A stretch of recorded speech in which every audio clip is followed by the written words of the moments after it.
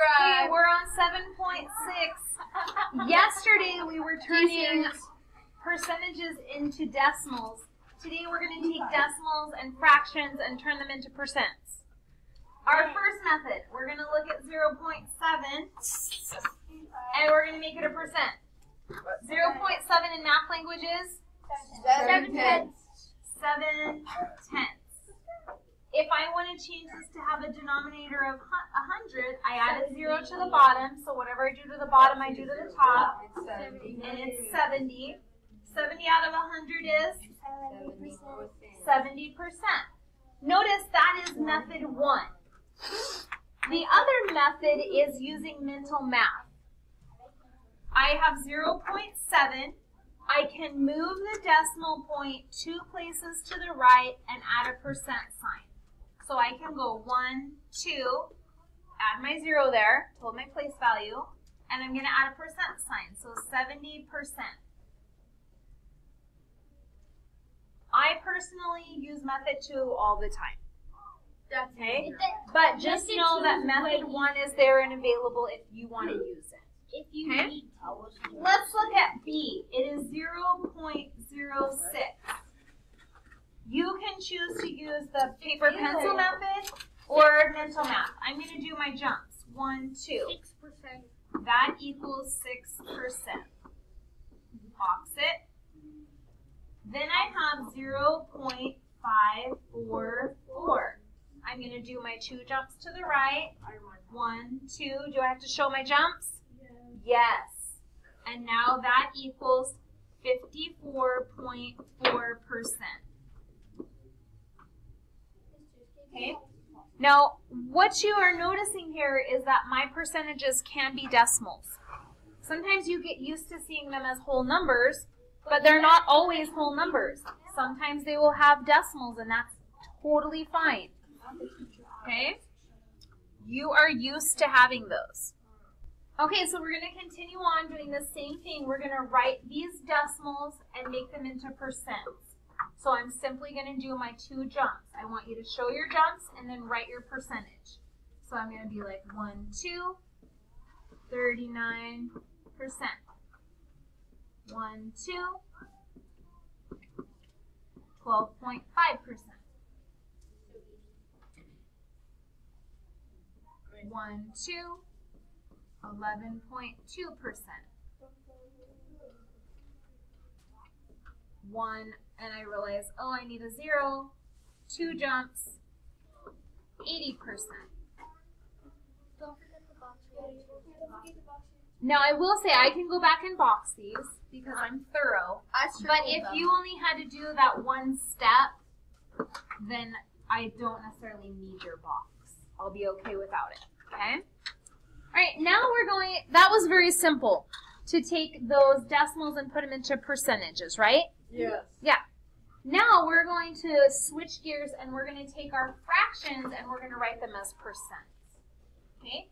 So in order to do that, I have method 1, I'm going to divide, and method 2, I'm going to use a proportion. I know how to do both of these, and we've gotten really good at them by now. And sometimes I use division, and sometimes I use a proportion. The one that I end up using the most is long division. Okay? Let's go and check out how to do both of them, because you're going to want to know how to use both. Okay? So with long division, I'm going to take my fraction, and I'm going to write it as a division problem. So remember, the number I say first goes in the house. 4 divided by 5. So 4 divided by 5. Oh no. And now I definitely know how to divide this, but I am going to have to add a decimal because 5 cannot go into 4 evenly. I'm going to have to add a 0, and I'm going to have to bring my decimal up. Okay? So now I say, how many times will 5 go into 40?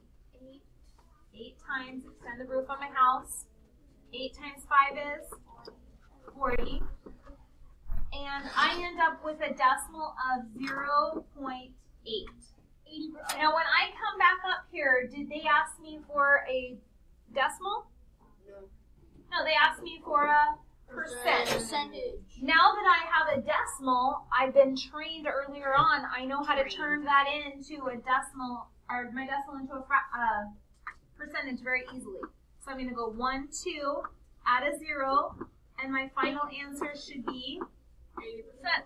80%. See that kind of class? Like the same answer on number 4 up there, so you can just write That is true. I have done that one before. Okay, so now I have 4/5, and I'm going to write it as a proportion.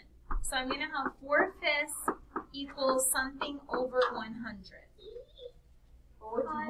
Okay? And then I say 5 times what number is 100? 20. 20. And 4 times 20 is? 80. 80. 80 over 100 equals what percentage? 80. 0.1. 80%. Oh my god. Now either way made it so that I got to 80% easily. Now you will notice that on some of them, it doesn't go into 100 evenly, so that makes it a little more difficult. So that I would have to do cross multiplication, or I could just do division. Yeah, I'll choose division. Okay? This is going to come down to you deciding what works best for you. I'm going to have you cross out B and C in a very small way because I didn't give you a lot of space there, so we're just going to skip down and do 1 through 4. So actually, I want you to start doing 1 through 4. You can use either method, and then we'll check them on the board here in a minute. Okay, so remember the number I say first goes in the house. 11 divided by 25. Okay? And the number you say first should be the number on the top. So 11 divided by 25. On this one, guess what I would have chosen to do? I would have chosen to do the proportion because, do you want me to show you how much faster it is? 11/25 equals something over 100. 25 times something equals 100. 4 times 4 times 4, and I have 44 hundredths, which is 44%. I can't hear you. Now, do you see why I chose 25? This would be going into 100 evenly. I wanted to do the proportion. Yeah. It's because that one is so easy to do in my head. Yeah, because 25, like, like 4 quarters make $1. And 4 quarters, I still got it. So here's what I want you to think about. If my denominator can go into 100 evenly, and I can think of the answer in my head easily, then maybe that's going to be my easiest route with the proportion.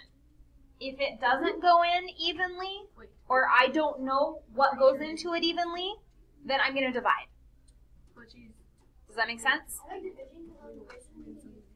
If you use division every time, then you never have to think about it. Maybe you're one of those people. You don't want to have to think about which one's going to be easier. You're just going to divide and be done.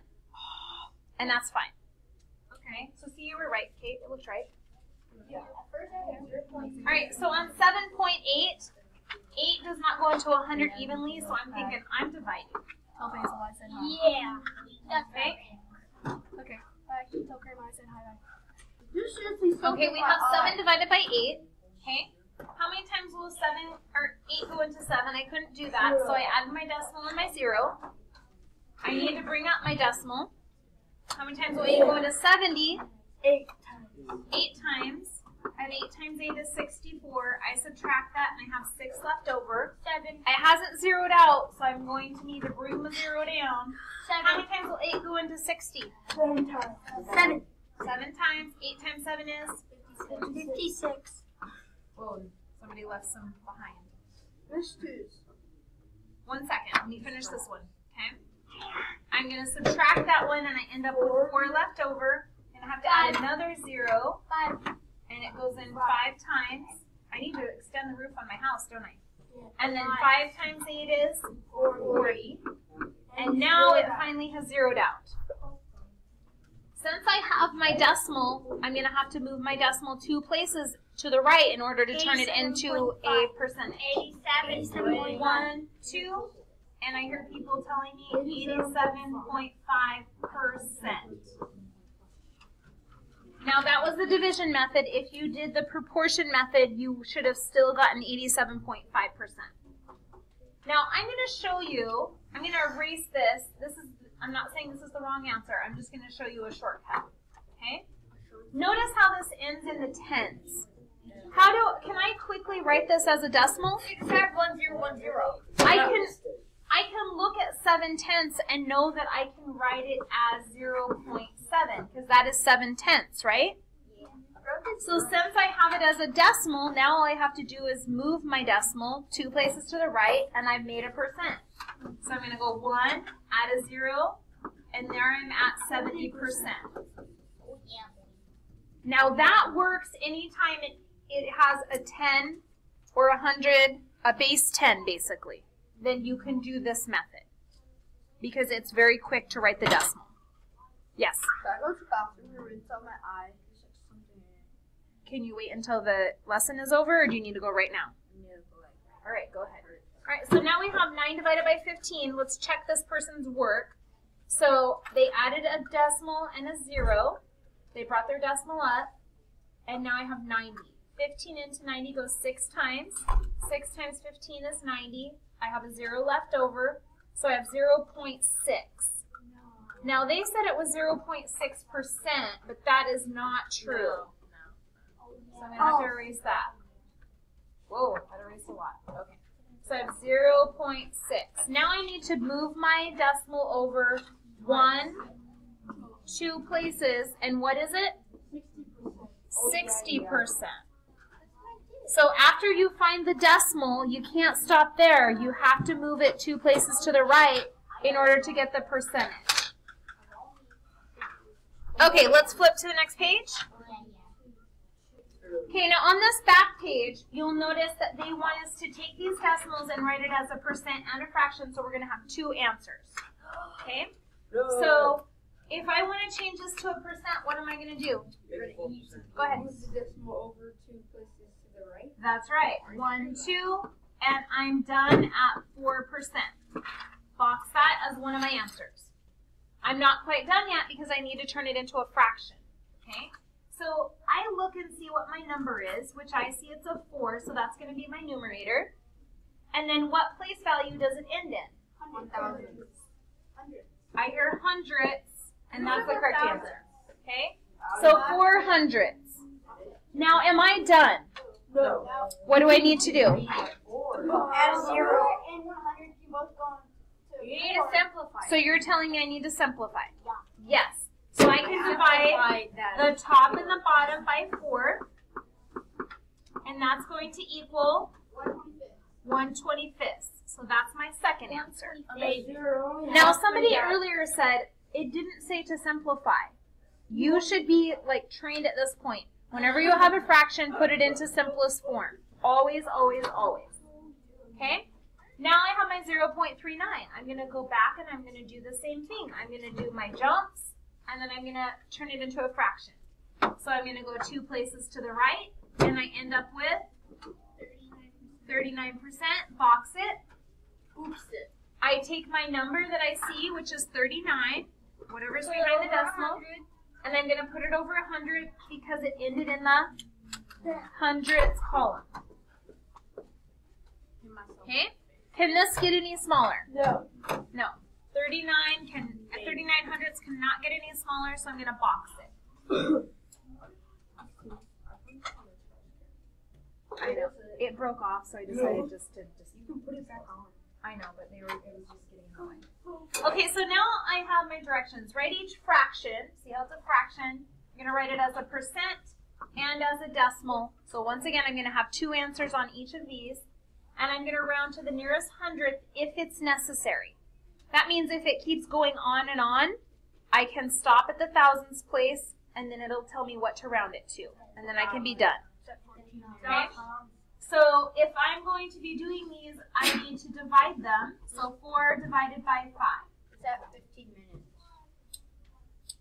8. Okay? So I have 4 divided by 5. I'm going to add a decimal and a 0, bring up my decimal.